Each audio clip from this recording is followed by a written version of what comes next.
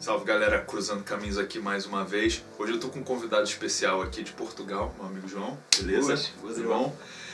Cara, eu queria te perguntar sobre imigrar para a Inglaterra, porque às vezes os brasileiros tendem a pensar que só as pessoas de países terceiro mundo imigram para outros lugares em busca de uma vida melhor. E eu queria que você me desse uma perspectiva geral, assim, vamos bater um papo aí para ver o que a gente consegue retirar disso. Vamos a isso.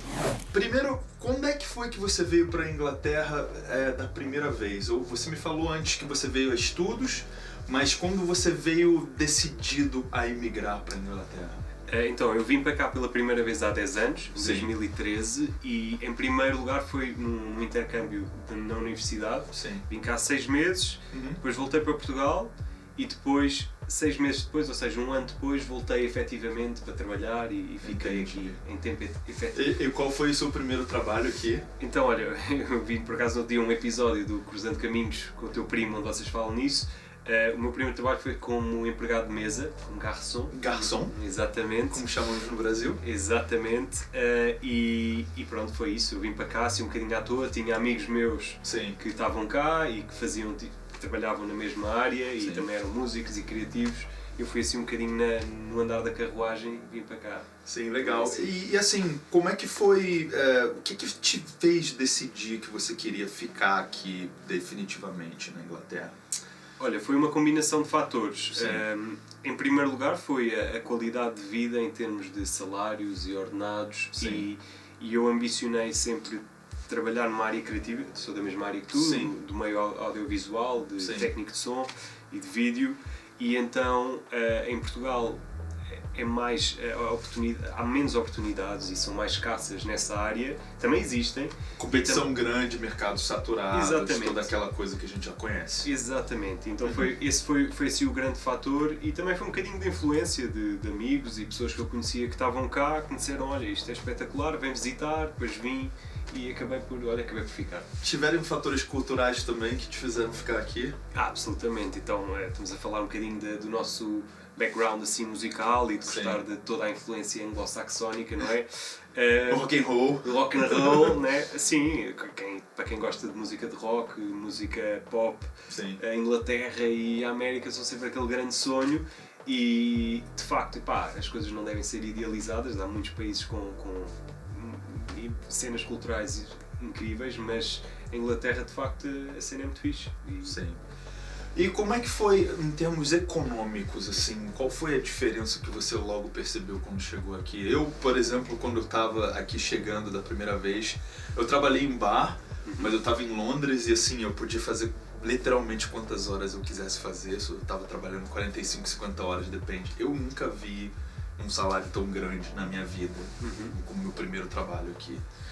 Olha, isso é uma boa pergunta. Eu acho que, de facto, os salários mínimos aqui em Inglaterra são muito bons e permitem uma certa flexibilidade na qual, só para dar um exemplo, acho que também temos um background semelhante, eu trabalhava também apenas só em part-time, portanto só 20 horas, 16 horas por semana e recebia suficiente, não tinha uma vida de luxo, obviamente, mas também eu queria ter uma vida onde podia dedicar a meios criativos, que se calhar não fazes tanto dinheiro no início, e conseguia pagar a minha renda, conseguia sair à noite com amigos, conseguia uma vida de solteiro, diferente da que eu tenho agora, obviamente, mas consegues viver com muito menos horas de trabalho e isso é permitido porque o salário mínimo é bastante bom, até em áreas que geralmente, em comparação com outras, não pagam assim tanto, como trabalhar num bar. Imagina, eu trabalhei em bar no Brasil pouquíssimas vezes e era muito, muito puxado e um salário assim muito baixo. Pois. Mas uma coisa que preocupa os brasileiros, e o frio, e a qualidade de vida? Pois, esse é o tema negro, ninguém quer abordar isso. Sim. Olha, nós falámos sobre isto antes do podcast. Sim. E é um bocadinho o que nós temos vindo a dizer. Há uma balança entre tudo, não é? Sim. Então, por um lado, eu também venho de um país quente, não é? Se bem que não é como o Brasil, mas é bastante quente em comparação com a Inglaterra, um dos países mais quentes da Europa. Tem praia. Tem muita praia e a cultura também é semelhante à do Brasil nesse aspecto.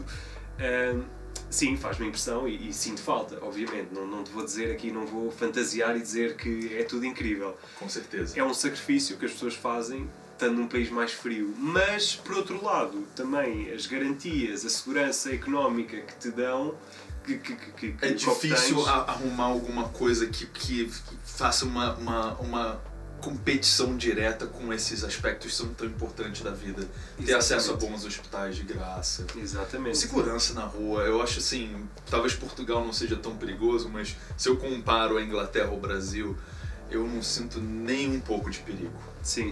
Não, de facto, daqui, pá, eu nunca sei, há sempre há zonas mais difíceis do que outras, mas nunca senti insegurança na rua, em qualquer lado. Acho que é um país bastante seguro, sim. E obviamente a oportunidade de expressar coisas culturais, coisas mais criativas, assim, esses trabalhos são muito mais escassos em Portugal. Sim. E você acha que ainda existe essa vontade de jovens portugueses emigrar, mesmo hoje sendo diferente, já que não temos a União Europeia, não fazemos parte da União Europeia aqui na Inglaterra? É assim, eu sou de uma geração já diferente da nova geração de jovens de 18 anos que acabaram o ensino secundário ou jovens que acabaram a universidade. Eu já tenho 30 anos, portanto falo por mim, uma experiência de há 10 anos. Lisboa tem tido um crescimento económico enorme e também tem tido muita afluência cultural, portanto, take it with a pinch of salt, como dizem aqui em Inglaterra. Portanto, isto é um bocadinho uma opinião subjetiva, mas a experiência que eu tenho nos últimos 10 anos e de todas as pessoas que eu conheci, até mais novas que eu, é que houve um grande êxodo de pessoas jovens a seguir ao ensino secundário e à universidade de Portugal para ter novas oportunidades, nem só na minha área, no Reino Unido, porque as condições de facto são melhores. Não só no Reino Unido, mas eu tenho amigos por toda a Europa que acabámos todos o secundário juntos e acabámos por sair para procurar novas oportunidades, novos empregos, novos salários noutros países da Europa. Sim. E o que você acha dessa crise? Óbvio que nós estamos vivendo a crise do custo de vida agora, mas Portugal tem um problema sério em relação a aluguéis em grandes cidades. O que você acha que está... Primeiro, é muito difícil para a população jovem de Portugal, que acaba de se formar numa universidade. Sim. Mas o que você acha que está impulsionando esse aumento e assim, aos brasileiros que moram em Portugal, como é que é a diferença? Porque a gente estava olhando para algumas estatísticas antes sobre...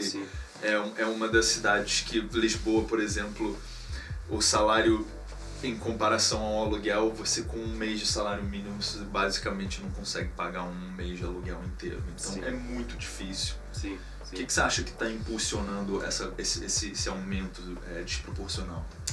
Olha, eu acho que há vários fatores que influenciam isso. Portugal, para já desde os últimos 10, 20 anos, desde a crise de 2008, crise mundial, tem tido bastantes fases, problemas económicos e teve algum crescimento nos últimos anos, mas houve os salários, foi uma questão que nunca aumentou. Portanto, há quantos anos já o salário não aumenta em Portugal? O salário vai aumentando assim em incrementos pequenininhos. Mas não de acordo com a inflação? Não de acordo com a inflação e não de acordo com o custo, pelo menos nas grandes cidades de Lisboa e Porto, o custo exorbitante e exponencial do aumento das rendas, do aluguel, que tem vindo a acontecer, especialmente nos últimos 5, 10 anos, com a gentrificação e com muitas mudanças socioeconómicas. E o problema é que o salário em Portugal é bastante baixo. Só para dar um exemplo, o salário médio em Portugal é 1041 euros por mês. Uma renda em Lisboa, estou a dizer assim muito por alto, mas pode rondar na 1.500, 2.000 por aí. Exatamente, se calhar até um bocadinho menos para um T1, para uma pessoa, mas 800, 700 euros, se calhar não encontras nada mais baixo que isso. E portanto, esse threshold, esse limite, está muito próximo. Portanto, as pessoas não... Está-se a tornar uma cidade um bocadinho para pessoas com ordenados de fora que vêm e têm oportunidades para viver em Lisboa. Os famosos nómadas digitais. Nómadas digitais, exatamente. Portanto, isso há aí vários fatores que estão a influenciar essa mudança que...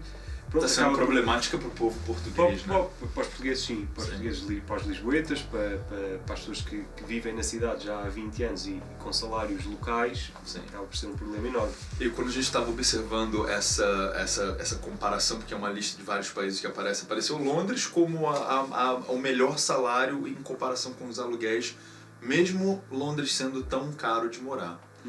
João, prazer aí, cara. Obrigado por ter participado. Força. Até a próxima, galera. Valeu, obrigado. Tchau, tchau.